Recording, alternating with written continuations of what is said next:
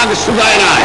আমি 10 তারিখে বলে দিয়েছি যে ওই শহীদের রক্তের উপর দিয়ে পাড়া দিয়ে আরটিসিতে মুজিবুর রহমান যোগদান করতে পারে না।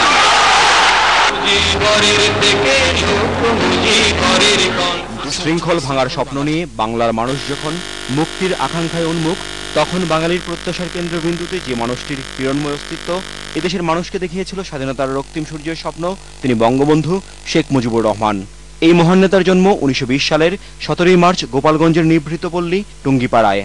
বাবা শেখ লুৎফর রহমান ও মা শেখ সাহেরা খাতুনের স্নেহের ছায়া বেড়ে ওঠা টুঙ্গিপাড়ার সেই ছোট্ট শিশু খোকাই একদিন অন্যায়ের বিরুদ্ধে প্রতিবাদী কণ্ঠ, মানুষের প্রতি মমত্ববোধ এবং রাজনৈতিক প্রজ্ঞায় হয়ে ওঠেন এদেশের মানুষের আশা আকাঙ্ক্ষার মূর্ত প্রতীক। 52 ভাষা আন্দোলন থেকে 1971 সালের মহান মুক্তিযুদ্ধ, শিশুটির 6 দফার সংগ্রাম করতে গিয়ে বারবার কারাগারে যেতে হয়েছে বঙ্গবন্ধুকে।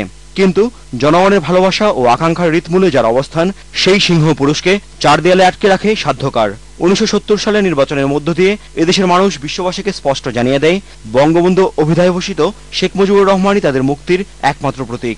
বাঙালির এই আকাঙ্ক্ষাকে হৃদয়ে ধারণ করে 7 মার্চের ঐতিহাসিক ভাষণে বঙ্গবন্ধু শোনালেন 200 বছর ধরে পরাধীন বাঙালির মুক্তির কয়েকটি রক্তিম পংক্তি।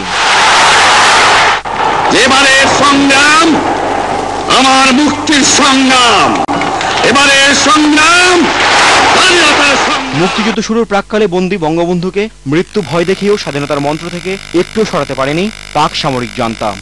যে শরীর স্পর্শ করতে সাহস পায়নি পাক হানাদার বাহিনী, সেই শরীর বিদীর্ণ হলো দেশীয় ঘাতকের বুলেটে 15 আগস্টের কাল রাতে। ধানমন্ডি 32 নম্বরের যে বাড়িটি ছিল এদেশের মানুষের প্রেরণার উৎস, সেই বাড়িতেই কিছু উশৃঙ্খল সেনা সদস্য হত্যা করল বেগম ফজিলাতুন্নেসা মুজিব, শেখ কামাল, শেখ জামাল সহ 17 জনকে। রক্ষা পায়নি 9 বছরের অবুঝ শিশু রাসেলও। এই নির্মম হত্যাকাণ্ডের বিচার আজও হয়নি। বঙ্গবন্ধু আজ শুয়ে আছেন গোপালগঞ্জের সেই মধুমতি নদীর তীরে, যে নদী একদিন তাকে শিখিয়েছিল এদেশের মাটি ও মানুষকে ভালোবাসতে।